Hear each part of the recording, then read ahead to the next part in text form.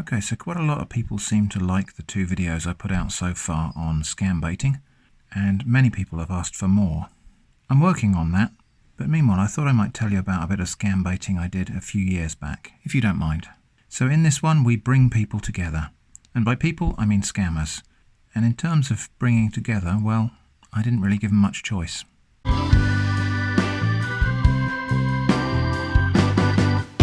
So our story begins in November of 2013 when a scammer named Dr. John Felix emailed me about helping me claim the fortune of a dying Nigerian widow.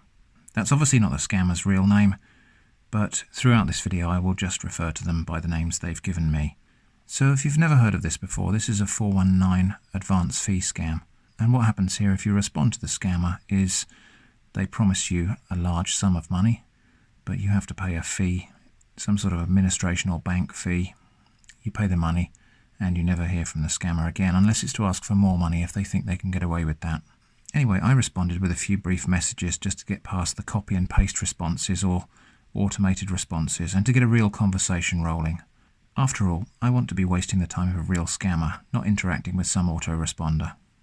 While that conversation was happening, another scam email came in from Mr. Webster Stephen Alexander, or maybe it was David Edward, hard to say, notifying me that I had won the national lottery. Only a little while later, another one from Mr. James Looper, informing me of his intention to present me as the legal heir of a wealthy victim of an airline crash. It was at this point a question appeared in my head. What would happen if I somehow tried to merge these scam-baiting conversations into a single thread? So I just did something really simple.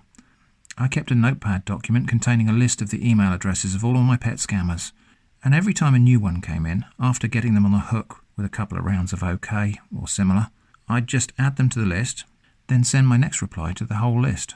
The fresh scam emails continued to roll in, and I continued to add them to the list, and each time I replied to the whole list. So Nina DeLima wants me to claim the frozen account balance of a deceased customer of her bank. Nina goes on the list. Angela Benjamin is a dying widow and wants me to take care of her charity fund and continue her life's work. On the list. Paula Kofu says I am a scam victim and wants to offer me compensation. Get on the list, Paul. Dana Airlines said I could claim $30 million compensation because the Reverend Cole had been killed in a plane crash.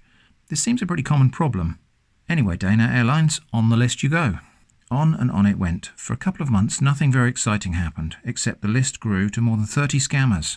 And suddenly, we seemed to hit some sort of critical mass. Sparks began to fly in my little community of scammers.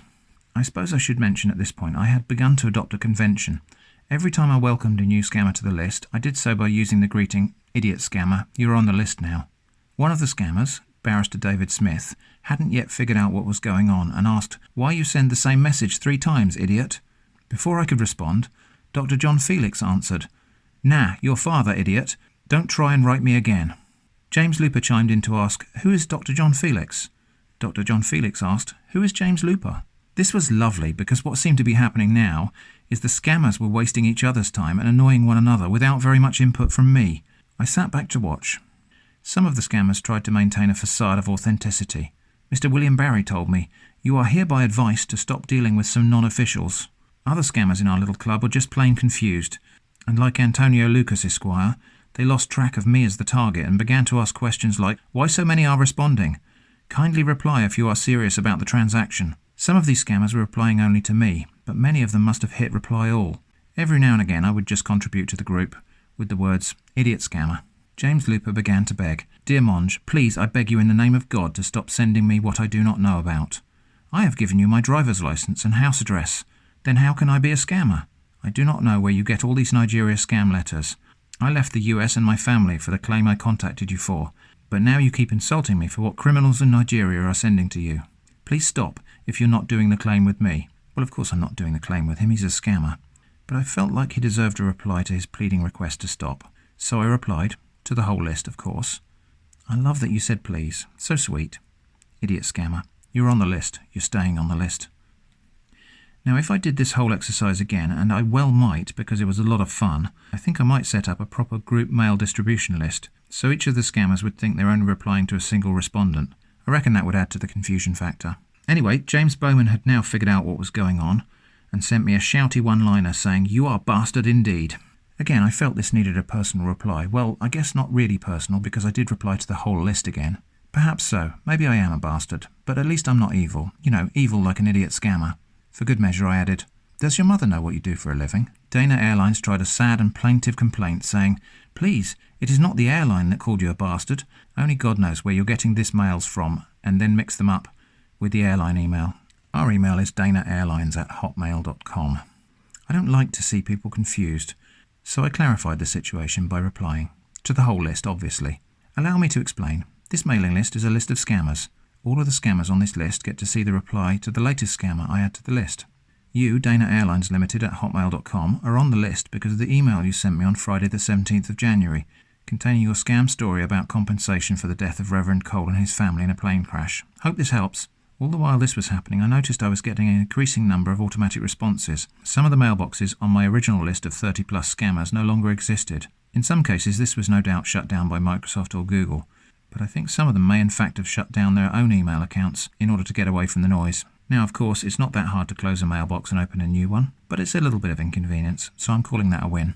James Bowman came back again, caps lock still stuck on, saying, "Olokan, Ishago, Ayalala, Ogun, and Thunderfire you to death, Klutzak, Dieren, you bastard."